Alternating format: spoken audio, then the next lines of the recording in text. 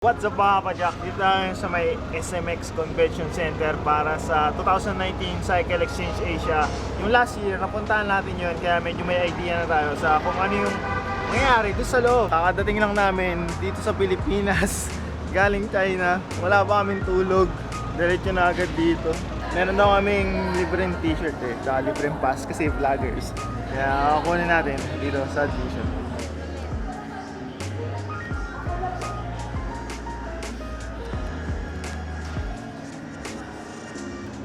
Daw po yung t-shirt. Yung t-shirt. Sure. Ano pa sir? Baka bukas pa daw tayo.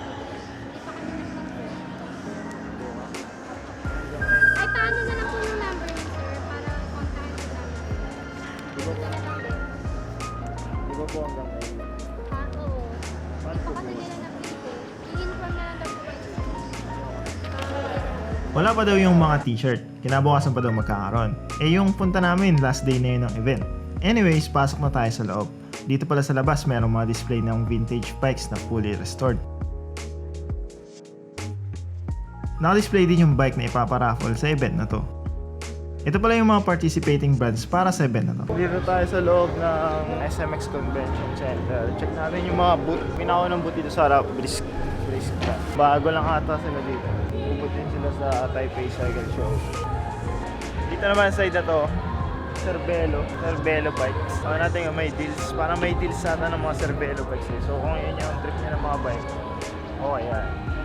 Pad bike. Ellsworth Buddha Pad bike. Buy one take one. Bilhin nyo na to. Buy one take one. Murang-mura lang. Road bikes, Cervelo, Feld, Pinarello. Kaya mga road bike. TT bike. Dogma. Ano to? Dogma MTB. Meron din. Ang aga ata ng punta namin, mga nagsiset up pa lang yung ibang mga exhibitors. Nandito tayo sa booth ng Kask Helmets. Mga magandang helmet. Gusto ko itong Proton.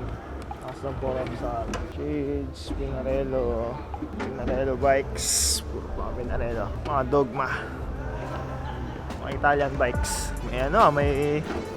May patugtog baka ma-pick up ng copyright. Dito naman sa side na to, Giro helmets and shoes. Yung mga murang shoes 8.2 cleat shoes. Ito yung gusto ko sa Giro na helmet. Gato style pang road. Magkano lang naman tong helmet na to? 18K. Tapos sa sulok dito, Alpine Stars wears. Mga pa-forma. Kung enduro ka, forma mo yan. Ito naman 3T cockpit components. Yan, 3T. Alloy, carbon, X-Lab, saka mga jerseys. May gawa yung jersey na to. 2XU cycling jerseys, wears. Mga compression bags. Mga naka-sale pero sale nga. Normal pa din. Mahal pa din para sa atin, hindi natin kayang bilhin. Dito sa side na to, felt bikes pero Wahoo. Side ng Wahoo. May kicker, tsaka sweep. Ito na-pick up yung audio natin. Dito yung side ng sa dance. Roy Lee na wears, mga pang-enduro. Gloves, helmets, Roy Lee na nips, rental pad bars. Puro mga yung pang-enduro stuff. Tapos yung back off ng mga panlinis.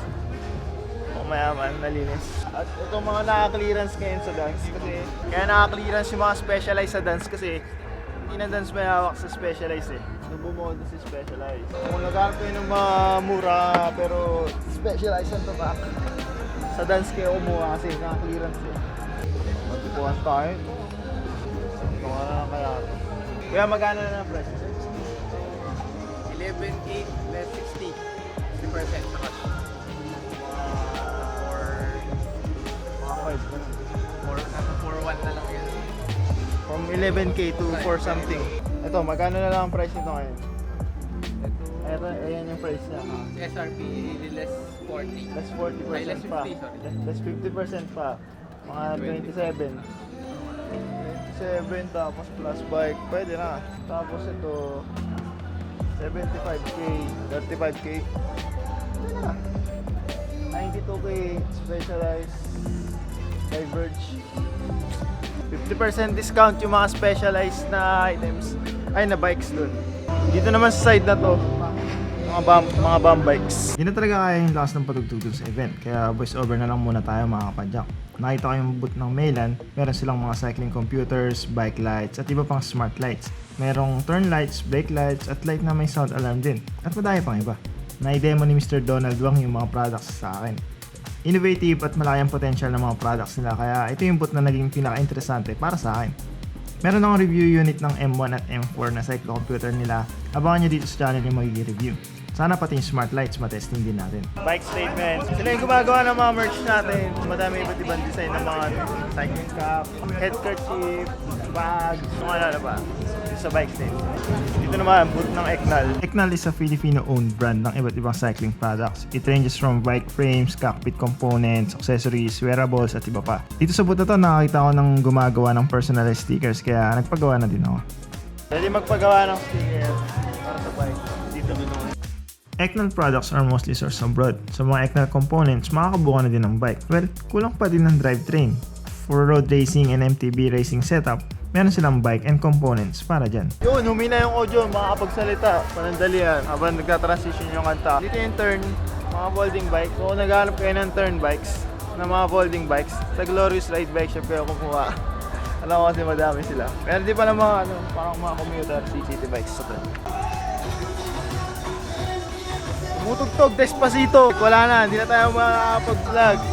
Ano ba naman yan? Tapusin ko na dito ang vlog. Hindi din tayo masyado nakaporma sa event na to dahil kalaban natin ang music na pinapatugtog doon sa event. Madami pang ibang brands na pwedeng makita, pero karamihan dito mga high-end brands na. May booth ang Rudy Project na sikat na pangalan sa helmets and eyewears. Meron ding display ang Norco Bikes, naka-display ang full SUS mountain bikes nila. Yung Shimano may booth din. May display ng mga Shimano products at meron ding bike fitting na wala lang nag-aasikaso nung dumaan ako. May nakita din ako na product na Sensa, pero hindi ito yung Sensa na drivetrain components. Sensa na mga medyas to at muscle support. RST suspension nakita natin.